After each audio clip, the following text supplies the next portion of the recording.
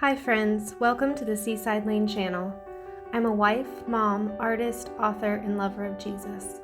I hope this encourages you to pray and clean along with me as we make our hearts and homes a haven for the Lord and others to feel welcome. Today I'm going to flip-flop the order and I'm going to share my cup of tea with Bible painting first and then move on to the morning dishes afterwards. Thanks for joining along. I pray that your heart is full of peace and you feel encouraged to love God and serve your family today. Today I'm going to have my time with the Lord in my closet. I'm lighting a candle because this is my peaceful place to pour out early in the mornings, but more often in the late evenings because I'm more of a night owl.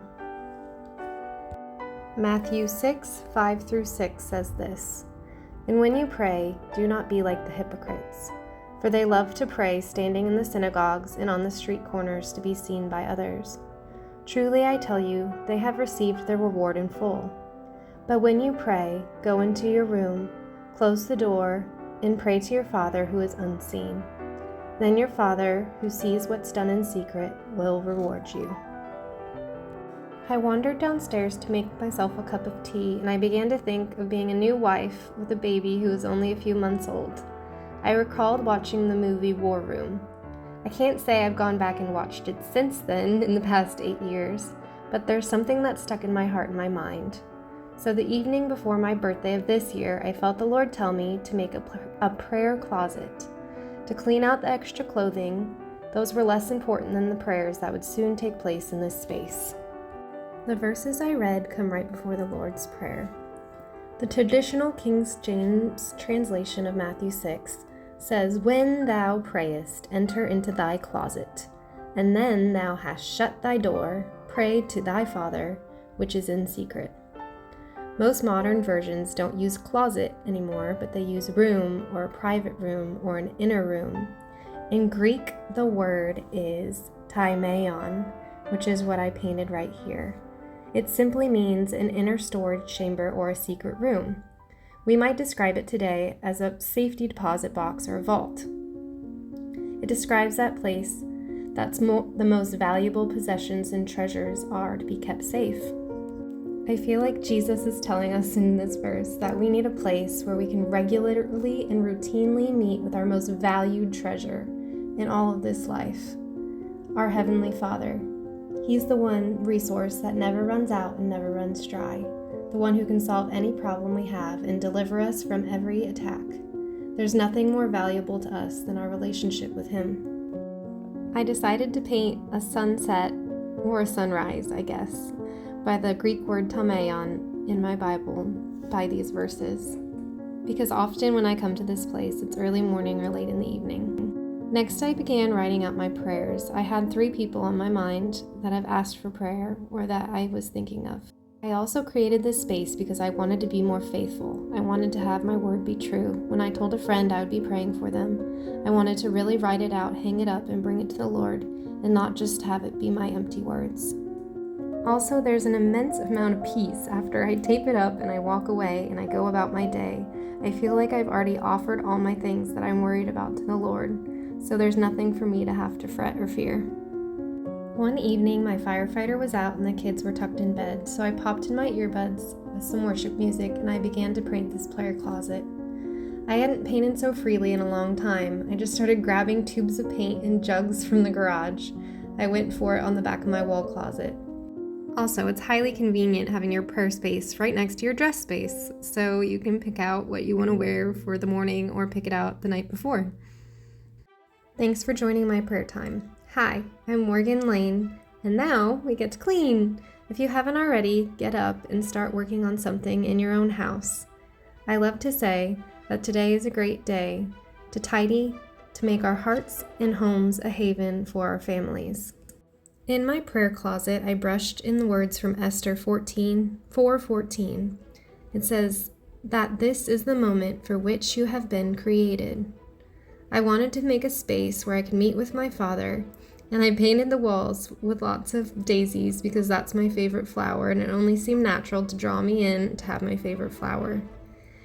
But I often think of that verse and how I'm not just created for the moments of peace and prayer in His presence, but also for the moments of motherhood and the moments of being a housewife and these moments of unloading the dishwasher from the night before. It's just as important to serve my family as it is to spend time in prayer.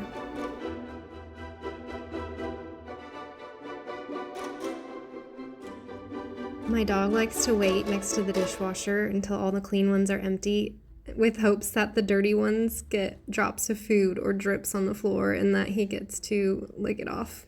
Does anybody else's dog do that? Let me know in the comments. As I put on my apron to do the dishes, I want to tell you an apron story.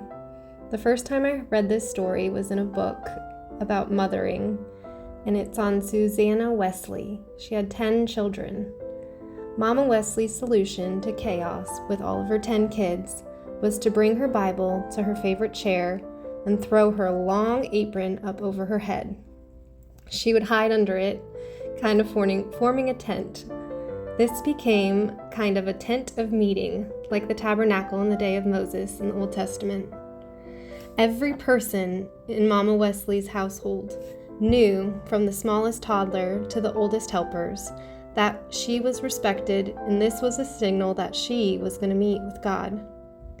When Susanna was under that apron, she was with God, and she was not disturbed, except for in the most dire emergencies. There, in the privacy of her little tent, she interceded for her husband and her children, and she plumbed deep into the mystery of God and of Scripture.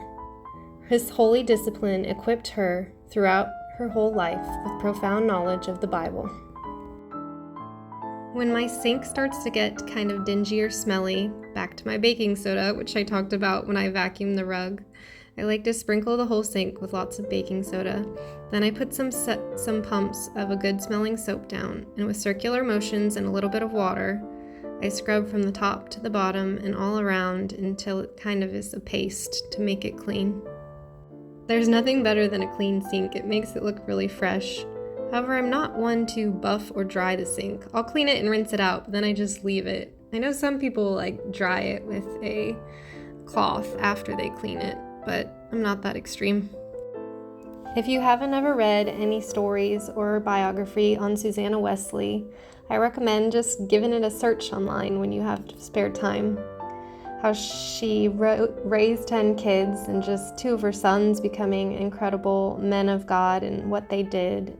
But it made me think of her and her apron and her prayer, and her story is amazing. Mama Wesley's apron story also makes me curious to know of your place of prayer, to draw near to the Lord. Do you hide under your apron? Probably not, because most people don't even wear aprons. I like to because I always wear dresses. But do you have a prayer room, a desk that you sit at, a certain cozy chair, a special journal to write in, maybe an attic space? Of course, not everyone needs an actual closet, one that's painted with daisies. The prayer closet is not as much about the place as it is about your attitude and your commitment. It can be whichever you choose to spend time with God in prayer, without interruption of family or daily life, but it's your heart's retreat. If you have a spot that you thought of when I said this, comment it below.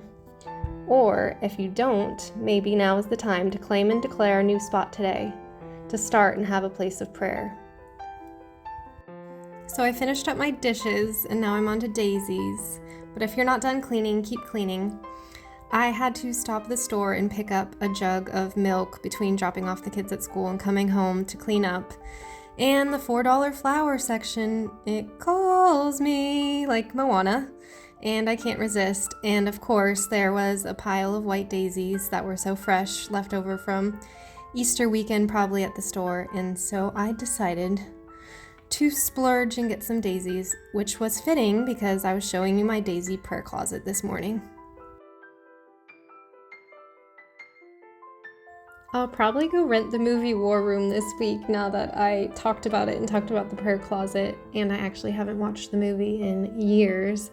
But the plot of it is a seemingly perfect looking family that needs to fix some problems, and they have this woman named Miss Clara who's an older woman and is wiser, and she helps them. So the couple has great jobs and a beautiful daughter and a dream home, but in reality, their marriage is a war zone, and their daughter is suffering. But it says, with the guidance of Miss Clara, an older, wiser woman, the wife in the movie discovers that she can start fighting for her family instead of against them. As the power of prayer, she has a new energized faith that transforms her life.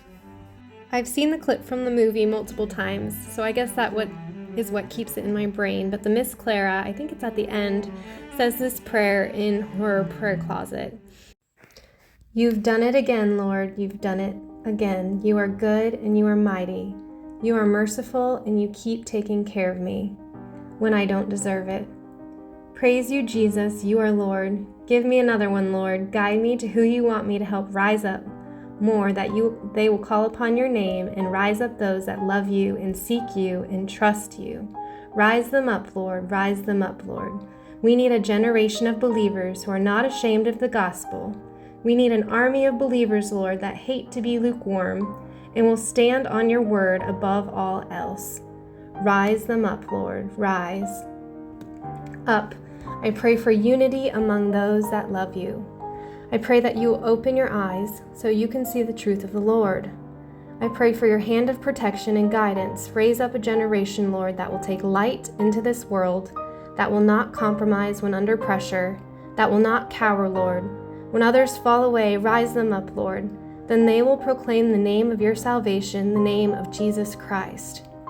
Rise up warriors, Lord, who will fight on their knees, who will worship you with their whole hearts, Lord. Lord, call us to battle, that we may proclaim King of Kings and Lord of Lords. I pray these things with my love for you. Rise them up. Amen.